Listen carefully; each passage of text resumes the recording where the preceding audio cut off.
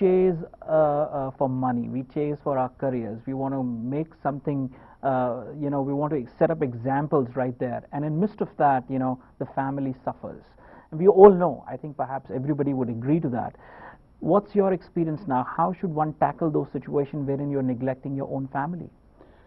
I think the choice is different from each person. But to me, I live by a simple rule: is whatever we do today, we should not regret tomorrow. Okay? For me, the path I was going, I would have regretted heavily, okay, when I was 65. On 65, I would have found you somewhere by saying, hey, would you do a little bit of a TV show or something where my daughter calls me? Okay, I would have begged you and pleaded you. Okay. The second thing is, coming to this country, we have all taught about sacrifices and investment. There are two things I would push everybody by saying. One, why do we let others define us? Mm-hmm. Why is it that the very fact you are a senior VP, I have to be a senior VP? Why is it that if you have a 6-bedroom house, I have to have a 7? Okay, why can't I look at myself and define success myself? The second is this concept of choice. Okay, to me, choice means I want to have, instead of mango kulfi, I want to have pista. Why can't we have both? To me, that's what balance is all about. Okay, balance is about, you have to work extra hard in today's world to keep the job, but at the same time, the thing that you, me, Steve Jobs, and Bill Gates have in common is we all have 24 hours on a given day. So anytime one of us are taking more time into work or anywhere, we are just taking it away from our family members who have no choice. We don't go and negotiate. Okay, think, if they are investors, do we go and negotiate by saying, hey, honey, I'm going to take extra 2 hours from you, and this is what you get in return, less of me? We don't. So I think that's the part where I would request everybody to start thinking about balance, because balance and not having regrets tomorrow are the most important thing as we as immigrants come and get absorbed into this culture. So clearly it's never too late. We'll talk more about the book and with the author ArjunSen. Stay tuned and keep watching Face to Face. We'll take a short break over here.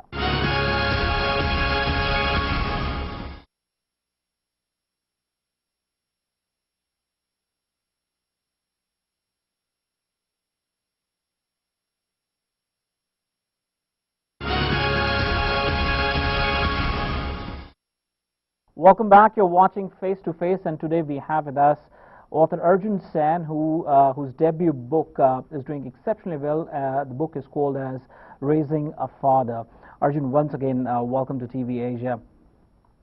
Thank you. I want to congratulate you about the fact that you've not stopped by just writing the book.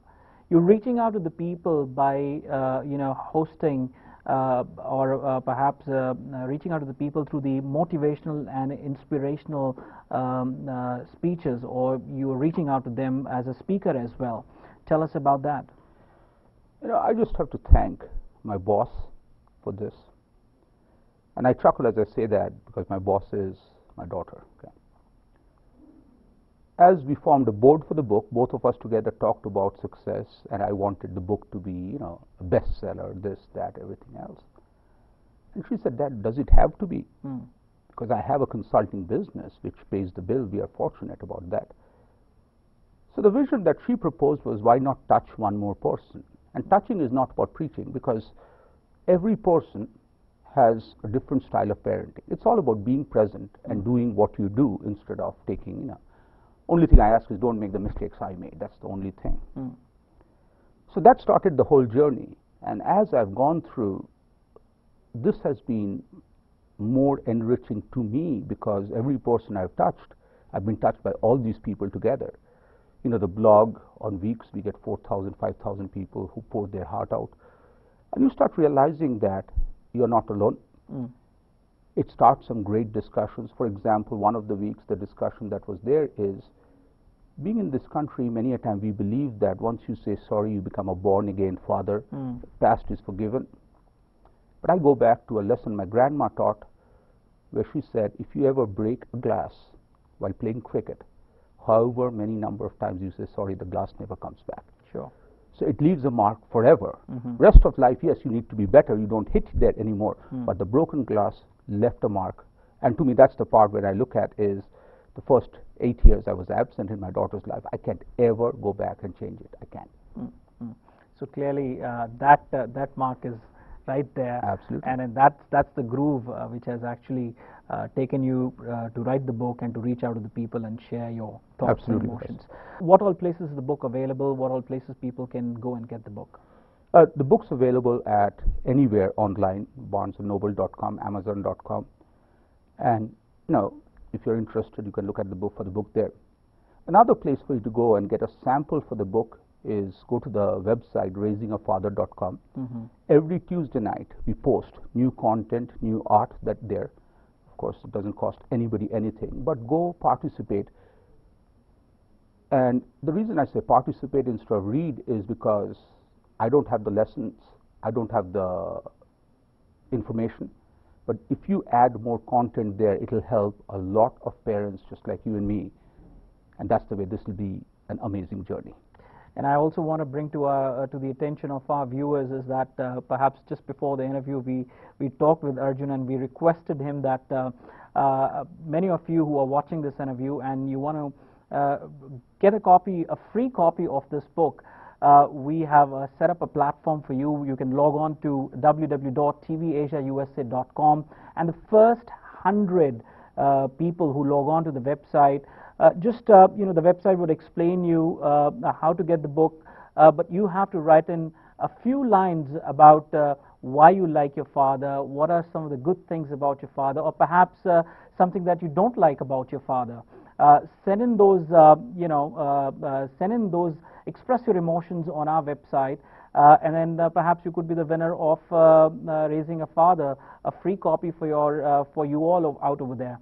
Arjun, I want to congratulate you once again, as I said in the beginning as well, for this book.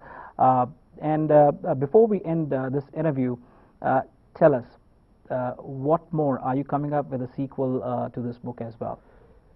Yeah, because my lessons are not finished. I have just graduated from maybe kindergarten. Okay, so my daughter is now a junior. She leaves for college in September of 2011. So I've started working on the second part of the book, which is called Lost Rainbows. The reason it's called Lost Rainbows is my daughter and myself, we are rainbow buddies. I don't know how it started, but I'm glad it did. Anywhere we are, if one of us see a rainbow, we have to call or take a picture and send it to others. So now we have close to 60 to 80 rainbows. So for me, initially, I was quite sad that once my daughter leaves, my life will come to a total standstill. But now I'm seeing she's ready for the world. I really want her to go and be the best Raka she can be, which I'm 100% confident she will be.